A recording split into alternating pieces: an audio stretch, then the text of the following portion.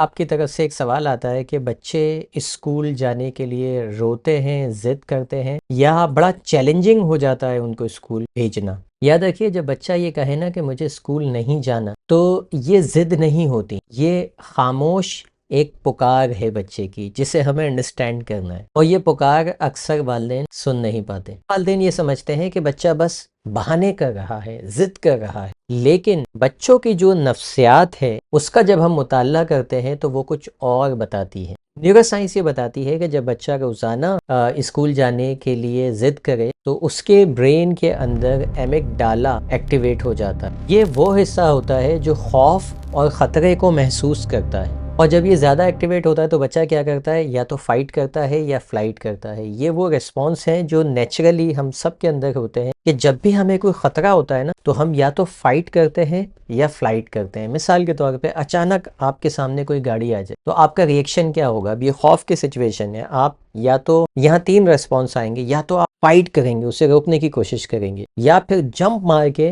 भागने की कोशिश करेंगे अपने आप को बचाने के लिए। ये जो जंप मारी आपने, इसको हम कहते हैं फ्लाइट रेस्पॉन्स। ये जो रोका, इसको कहते हैं फाइट रेस्पॉन्स।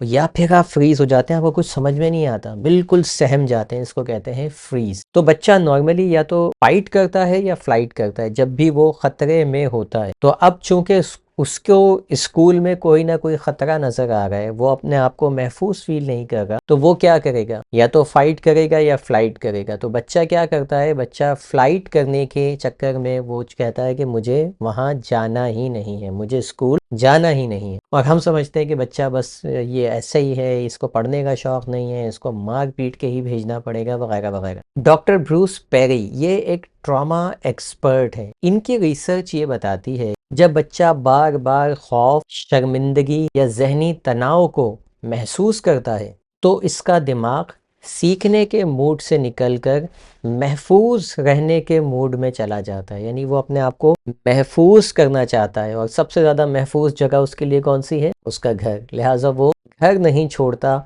वो कहता है कि मैं स्कूल नहीं जाऊंगा, मैं घर पे रहूंगा। यानी बच्चा तालीम से नहीं भागता, बल्कि उस जगह से भागता है जहां वो खुद को गैर महफूज पाता है। लिहाजा जब बच्चा स्कूल जाने के लिए मना करे तो उससे ये नहीं पूछें कि तुम्हें स्कूल क्यों पसंद नहीं है, बल्कि उससे पूछिए कि बेटा आपको स्कूल में क्या चीज़ परेशान करती है। ये सवाल जो है ना, ये इल्ज़ाम नहीं देता बल्कि एतमाद देता। और इसके बरक्स जब हम कहते हैं ना कि तुम क्यों स्कूल नहीं जा रहे, तुम स्कूल जाते क्यों नहीं, ठीक है, तुम्हें स्कूल क्यों पसंद नहीं है, तो हम उसको इसमें इल्ज़ाम दे रहे हो कि वो गलती पर है। लेकिन जब हम कहते हैं ना कि बेटा आपको क्या चीज़ परेशान कर रही है, तो फिर ये चीज़ उसको एतमाद देती है। कुछ टिप्स जो मैं आपको देना चाहूँगा, आप उसके ऊपर काम कीजिए। इंशाअल्लाह अल्लाह ने चाहा तो आपका बच्चा स्कूल जाने में इंटरेस्ट लेना शुरू हो जाएगा। रोज़ाना 5 मिनट आपने निकालने हैं जिसमें आपने स्कूल के पॉजिटिव तजर्बात के ऊपर बात करनी है, पॉजिटिव मेमोरीज। बच्चा जब आए तो उससे पूछें कि आज स्कूल में अच्छा क्या हुआ। सवाल में यही होना चाहिए, अच्छा क्या है। अक्सर हम सिंपल सवाल कहते हैं कि आज का दिन कैसा रहा, बच्चा कहता है बहुत बुरा रहा,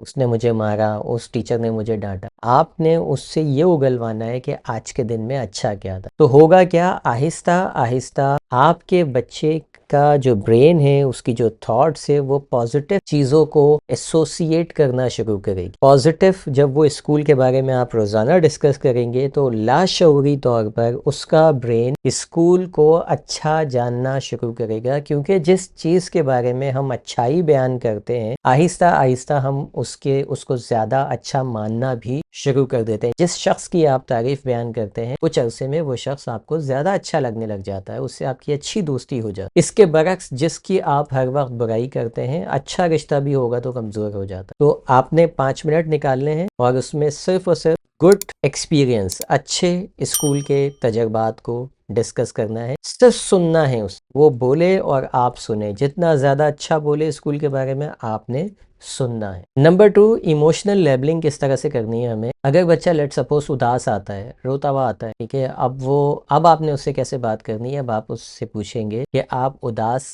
लग रहे हो, क्या स्कूल में कुछ हुआ है आपके साथ। जब बच्चा अपने एहसासात बयान करता है तो उसका जो प्री फ्रंटल कॉर्टेक्स होता है ब्रेन का, वो हिस्सा एक्टिवेट हो जाता है, और यही बच्चे के जज्बात को रेगुलेट करने में मदद देता है, यानी उसके जज्बात अब सप्रेस नहीं हो रहे, फिर रोज़ाना बुरा हो रहा है उसके साथ और वो दबाए जा रहा है, दबाए जा रहा है, और खौफ खा रहा है और स्कूल से भाग रहा है, बल्कि अब क्या हो रहा है कि इस सिचुएशन में वो अपने जज्बात को रेगुलेट कर रहा है, जो नेगेटिव चीज़ हुई उसको वो इजहार करके अपने अंदर से निकाल रहा है। Number 3, positive association with teachers. बच्चों के असातिज़ा के मुतालिक मस्बत बात करें, क्योंकि देखें स्कूल में सबसे बड़ा रोल असातिज़ा का होता है, दूसरे नंबर पे बच्चों के पीयर्स यानी जो उसके दोस्त होते हैं उनका। तो ख़ास तौर पे असातिज़ा के बारे में अच्छी बात करें। आज टीचर ने कोई जोक सुनाया हो, आज टीचर का मूड कैसा था, आज कौन सी टीचर सबसे ज़्यादा आपको अच्छी लगी, इस तरह के छोटे बच्चे होते हैं ना, वो नोट करते हैं टीचर्स में बहुत कुछ, तो वो आके बताते हैं आज फलाने टीचर ने ये कहा। चौथी चीज़, कोलैबोरेटिव अप्रोच को अपनाइए। अक्सर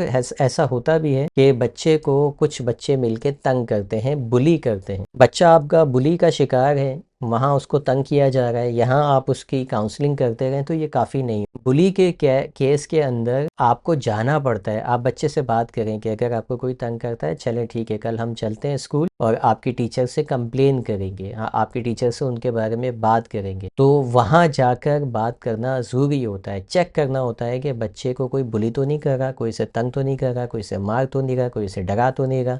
अक्सर छोटी क्लास में बड़ी क्लास के जो बच्चे होते हैं वो डरा धमका रहे हो, तो अगर कोई बुली करता है तो इसको बहुत ज़्यादा आपने सीरियसली लेना है, वहाँ जाके बयान करनी है बात, क्योंकि ये बुली का केस ऐसा होता है कि बच्चा फिर स्कूल जाने से बहुत भागता है, बहुत डरता है, बहुत खौफ खाता है, और ये नॉर्मल है, स्कूल्स में होता है। लिहाजा आपको पता होना चाहिए कि कहीं आपका बच्चा बुली तो नहीं होगा। नंबर 5, लव कनेक्शन देना है। रोज़ाना अपने बच्चे को गले लगाओ। जब आप बच्चों को गले लगाते हैं तो उनके ब्रेन में ऑक्सीटोसिन प्रोड्यूस होता है। ऑक्सीटोसिन खौफ को ख़त्म करता है और मोहब्बत और एतमाद को बढ़ाता है। बच्चा अपने आप को महफूज फील करने लग जाता है। जितना उसका एतमाद बढ़ेगा, मोहब्बत महसूस करेगा, उतना ज़्यादा उसका जो स्ट्रेस है, जो उसका खौफ है, वो कम होता चला जाएगा। अच्छा, ये बात भी मद्देनज़र रखना ज़रूरी है कि कहीं बच्चे को टीचर्स की तरफ से कोई खौफ तो नहीं। अक्सर टीचर्स बच्चों को डराते धमकाते भी हैं। इस चीज़ को